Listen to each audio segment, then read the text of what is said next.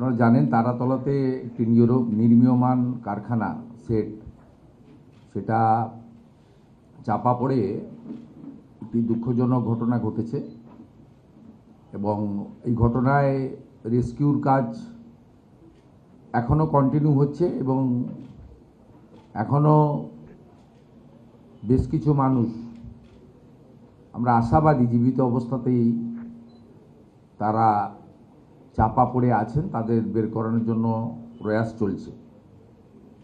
ওখানে স্পটে মাননীয় মন্ত্রী অগ্নিমিত্রা পাল, স্বাস্থ্যমন্ত্রী ডক্টর শারদত্ত মুখার্জি, মাননীয় ফায়ার ব্রিগেডের প্রতিমন্ত্রী কৌশিক চৌধুরী এবং ওখানকার এমএলএ তথা রাজ্যমন্ত্রী ইন্দ্রনীল খান সহ দক্ষিণ চব্বিশ পরগনার ডিএম, কেএমসি কমিশনার তথা প্রশাসক, কলকাতা পুলিশের নগরপাল, এনডিআরএফের কলকাতা জোনের যিনি দায়িত্বে আছেন তিনি, এবং আমাদের সিভিল ডিফেন্সের এডিজি সঞ্জয় সিং আর আমাদের আর্মির লোকজন, ফায়ার ব্রিগেডের আধিকারিকরা, তারা একযোগে ওখানে কাজ করছেন।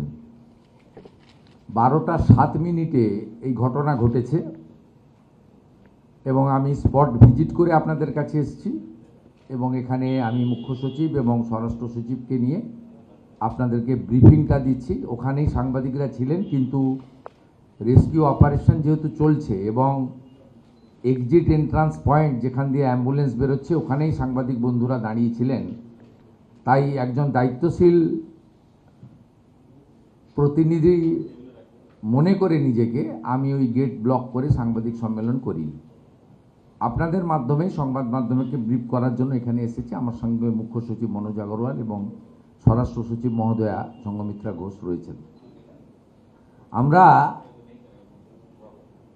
প্রাথমিকভাবে আপনাদের যেটা বলতে পারি, যেহেতু বিধানসভা চলছে, ক্ষতিপূরণ বা ইত্যাদি বিষয়ে আগামীকাল সকাল 11টায় অ্যাসেম্বলির শুরুতে অধ্যক্ষের অনুমতি নিয়ে আমি বিবৃতি দেব। বিধানসভা চলছে, সেই কারণে আমি এইখানে কম্পেনসেশন বা অ্যাকশান নিয়ে আমি বিবৃতি দেব না, এটা প্র্যাকটিসের মধ্যে চলে হাউস চললে। আমি এখানে যেটা আপনাদের লেটেস্ট বলবো সেটা হচ্ছে, প্রথমেই আমি ধন্যবাদ জানাবো আমাদের সিভিল ডিফেন্স, কলকাতা পুলিশ এবং ফায়ার ব্রিগেডকে। তারা যদি কুইক রেস্কিউ লোকাল লোকেদের নিয়ে না করতেন তাহলে এই মৃত্যুর সংখ্যাটা অনেক লম্বা হতো এবং অত্যন্ত একটা মর্মান্তিক ঘটনা আজকে কলকাতা তথা রাজ্যের ক্ষেত্রে হতো। আমরা ধন্যবাদ জানাবো আমাদের এই জোনের আর্মির যিনি দায়িত্বে আছেন এনডিআরএফের। আমার সঙ্গে 2:30 নাগাদ সিএসের যখন কথা হয় মাননীয় মুখ্য সচিবের, তখনই আমরা সিদ্ধান্ত নিই যে আর দেরি না করে আমরা আর্মিকে কল করব। প্রসেস কমপ্লিট হওয়ার আগেই তারা কিন্তু আর্মিকে এবং এনডিআরএফকে পাঠিয়ে দেন। 1 ঘন্টার মধ্যে তারা 3:15-20 থেকে পুরো রেস্কিউ অপারেশনে হাত লাগান। এখন অবধি মোট 21 জনকে উদ্ধার করা গেছে। 18 জন অসুস্থ অবস্থায় অর্থাৎ জীবিত উদ্ধার হয়েছে, কিছু জনের চিকিৎসা এসএসকেএমে হচ্ছে। ওখানে স্বাস্থ্য দপ্তরের প্রতিমন্ত্রী সুমনা সরকার এবং হেলথ সেক্রেটারির নেতৃত্বে টিম কাজ করছে। সিওমইজ দক্ষিণ 24 পরগনার নেতৃত্বে 20টি অ্যাম্বুলেন্স প্রতিনিয়ত ওখানে কাজ করছে এবং গ্রিন চ্যানেল করে কলকাতা পুলিশ তাদের পৌঁছে দিচ্ছে। অর্থাৎ ওয়ার ফুটিংয়ে আমাদের যে কাজ দরকার অল টুগেদার আমরা সেটাকে প্রায়োরিটি দিয়েছি এবং আমরা অনেক পরে গেছি, কারণ কয়েক ঘন্টা রেস্কিউ করার জন্য রেস্কিউ যারা করছেন তাদেরকে সুযোগ দিতে হয়।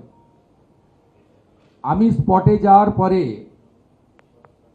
আমাকে এনডিআরএফ এবং আর্মি বলেছেন যে তারা সম্পর্ক স্থাপন করতে পেরেছেন আরও বেশ কিছু 12 থেকে 15 জনের মতো ভিতরে আছেন। প্রত্যেকের সঙ্গে তাদের সম্পর্ক স্থাপন করতে পেরেছেন।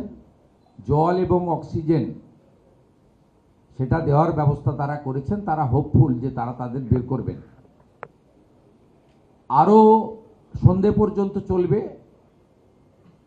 সন্ধ্যের পরে মুখ্য সচিব, স্বরাষ্ট্র সচিব ওখানে ভিজিট করবেন এবং আমি তাদের টাচে থাকব।